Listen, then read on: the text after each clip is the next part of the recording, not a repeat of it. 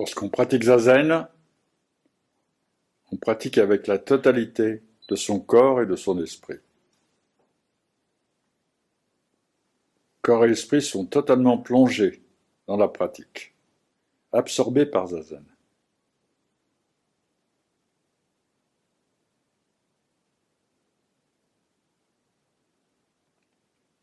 Si on observe son esprit, on s'aperçoit qu'il est insaisissable.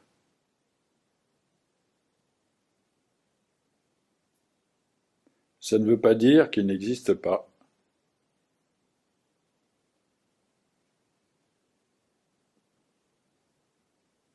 Mais il a différentes fonctions, différents aspects.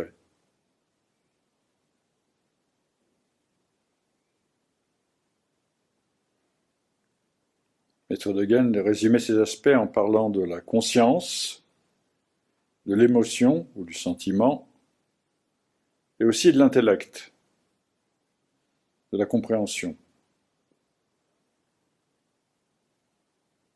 Car ces trois aspects de l'esprit doivent participer à la pratique de la voie. La conscience, en étant toujours parfaitement conscient, aussi parfaitement conscient que possible, de ce qui est présent en nous,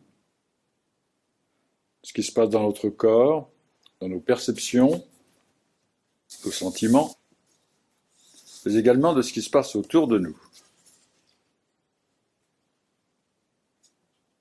Notre concentration ne doit pas être exclusive.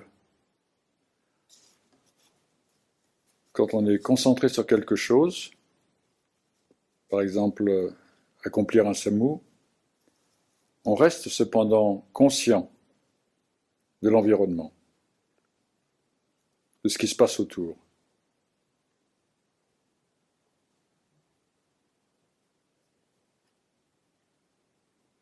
De même, pendant la cérémonie, on peut être concentré à chanter et en même temps totalement conscient de la présence des autres.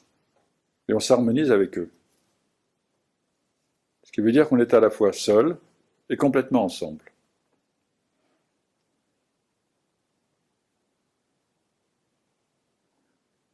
Pour cela, il faut que notre conscience ne demeure pas attachée à quelque chose en particulier, qu'elle reste souple et flexible.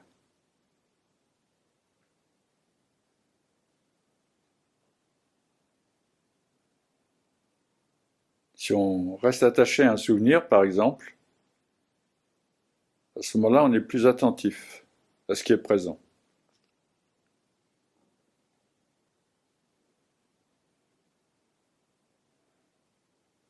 Si on est préoccupé par quelque chose, on ne peut plus être véritablement ouvert aux autres.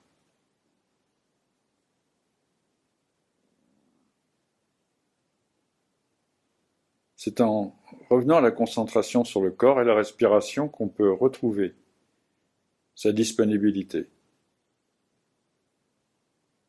en lâchant prise avec ce qui nous préoccupe, et revenir à l'instant présent.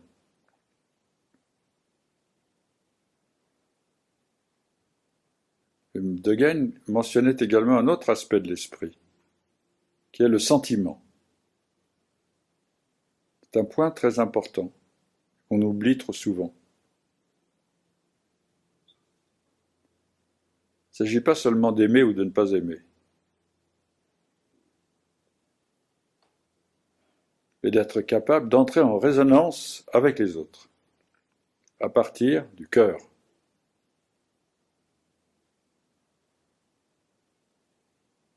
Pouvoir ressentir ce que ressent l'autre.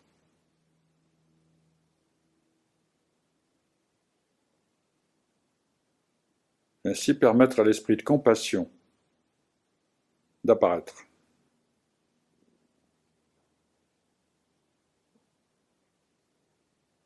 Sans cela, on ne peut pas véritablement mobiliser son énergie pour lui venir en aide.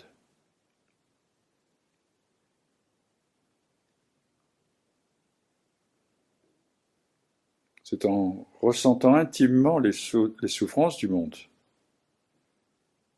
liées à l'impermanence, la maladie, la vieillesse, la mort, le fait qu'on ne peut pas toujours obtenir ni garder ce que l'on aime, ni éviter ce que l'on n'aime pas. C'est en ressentant tout cela que le Bouddha Shakyamuni a développé sa grande compassion et son désir de venir en aide à tous les êtres. À partir de son propre éveil,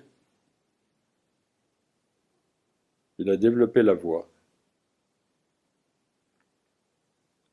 qu'il a ensuite nommée l'octuple sentier.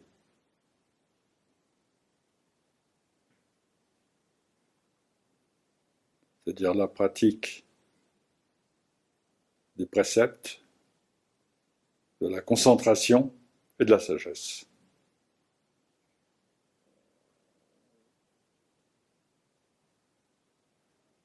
Ces trois aspects de la pratique de la voie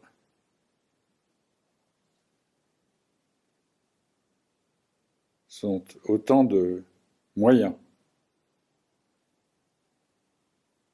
pour permettre à la compassion d'agir avec sagesse.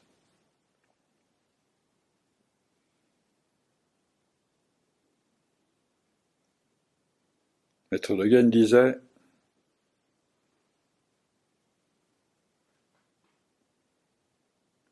après être entré en résonance avec la voix et avoir fait apparaître l'esprit d'éveil, prenez refuge dans la grande voie de Bouddha et des patriarches.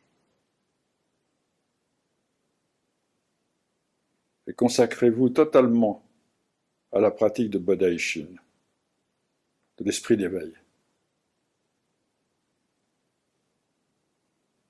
Même si vous n'avez pas encore ressenti cet esprit d'éveil, alors suivez l'exemple des Bouddhas et des patriarches, des maîtres du passé.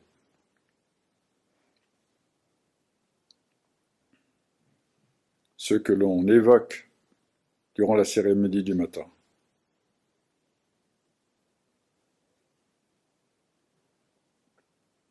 Étudier leur gyoji, leur pratique constante, est un excellent moyen pour stimuler notre propre esprit d'éveil.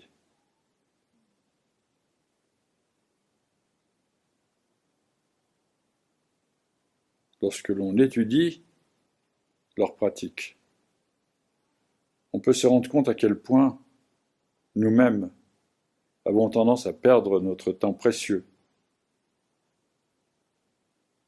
qui nous est donné dans cette vie. Lorsque l'on poursuit toutes sortes d'activités futiles, ou au moins secondaires, au lieu de revenir toujours à l'essentiel.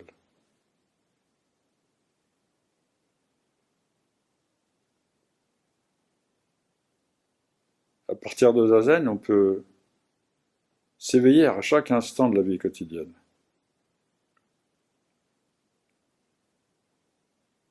L'aider les autres à en faire autant.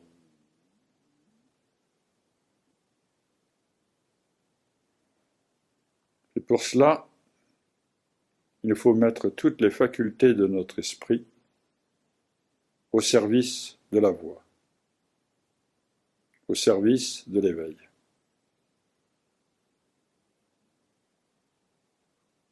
Réaliser cela, c'est ce qui nous ôtera le regret de devoir mourir un jour.